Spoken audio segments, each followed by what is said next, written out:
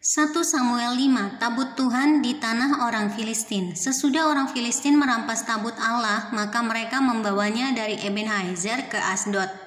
Orang Filistin mengambil tabut Allah itu, dibawanya masuk ke kuil Dagon dan diletakkannya di sisi Dagon.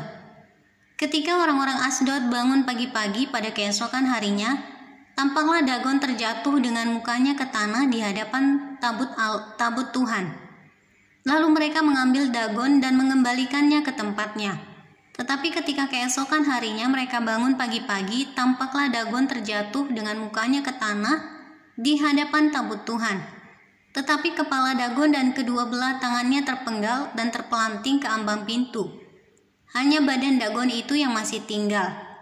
Itulah sebabnya para imam Dagon dan semua orang yang masuk ke dalam kuil Dagon tidak menginjak ambang pintu rumah Dagon yang di Asdod sampai hari ini. Tangan Tuhan menekan orang-orang Asdod itu dengan berat dan ia membingungkan mereka. Ia menghajar mereka dengan borok-borok baik Asdod maupun daerahnya. Ketika dilihat orang-orang Asdod bahwa demikian halnya, berkatalah mereka, tabut Allah Israel tidak boleh tinggal pada kita, sebab tangannya keras melawan kita dan melawan Dagon Allah kita.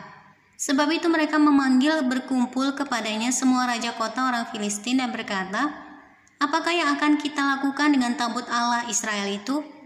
Lalu kata mereka, tabut Allah Israel harus dipindahkan ke Gad. Jadi mereka memindahkan tabut Allah Israel itu ke sana. Tetapi setelah mereka memindahkannya, maka tangan Tuhan mendatangkan kegemparan yang sangat besar atas kota itu. Ia menghajar orang-orang kota itu, anak-anak dan orang dewasa, sehingga timbul borok-borok pada mereka. Lalu mereka mengantarkan tabut Allah itu ke Ekron.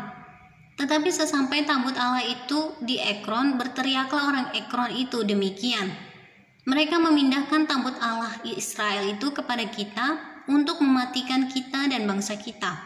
Sebab itu mereka memanggil berkumpul semua raja kota orang Filistin itu dan berkata, antarkanlah tabut Allah Israel itu, biarlah itu kembali ke tempatnya, supaya jangan dimatikannya kita dan bangsa kita. Sebab di seluruh kota itu ada kegemparan maut, tangan Allah menekan orang-orang di sana dengan sangat berat.